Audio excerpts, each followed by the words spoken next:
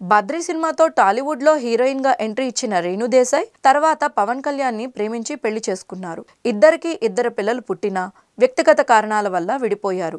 అప్పటి నుంచి రేణు తన పిల్లలైన అకీరా నందన్ ఆద్యలతో జీవిస్తూ మరో పెళ్లి చేసుకోలేదు. సోషల్ మీడియాలో యాక్టివ్ గా ఉండే రేణు తాజాగా ఓ పవన్ అభిమానిపై ఘాటుగా స్పందించి వార్తల్లో నిలిచారు. విడాకుల తర్వాత కూడా కొంతమంది అభిమానులు ఆమెను వదిన అని సంబోధిస్తూ కమెంట్స్ చేస్తూనే ఉన్నారు. తాజాగా ఓ ఫ్యాన్ మా దేవుడు పవన్ కళ్యాణ్ భార్యవే నువ్వు, మేము ఎప్పటికీ నిన్ను వదినగానే గౌరవిస్తాం అని రాశాడు. దీనిపై రేణు దేశాయ్ కౌంటర్ ఇచ్చారు.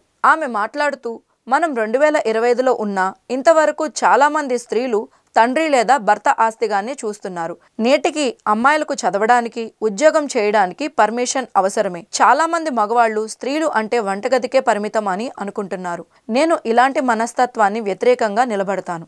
నా భవిష్యత్ తరాల మహిళల కోసం ఓ తల్లిగా స్త్రీగా మార్పు కోసం కృషి చేస్తాను అని చెప్పింది. ఫెమినిజం అంటే సరదాగా తిరగడం కాదని, మహిళలను వస్తువులా చూసే ఆలోచనపై ప్రశ్నించడం అసలు అర్థమని ఆమె స్పష్టం చేశారు. స్త్రీలు గర్భంలోనే చంపబడకూడదని, వరకట్నం లేదా పరువు హత్యలు జరగకూడదని ఆకాంక్ష వ్యక్తం చేశారు. అంతేకాకుండా నేను కమెంట్స్ ఆఫ్ చేసి ఏడాది అవుతుంది, కానీ ఈ ఈడియట్స్ ఇంకా కొలాబరేషన్ పోస్టుల్లో కమెంట్స్ పెడుతున్నారు అంటూ తన ఇన్స్టా స్టోరీలో రేణు దేశాయ్ ఆవేదన వ్యక్తం చేశారు. ప్రస్తుతం ఆమె పోస్టు సోషల్ మీడియాలో వైరల్ అవుతున్నాయి.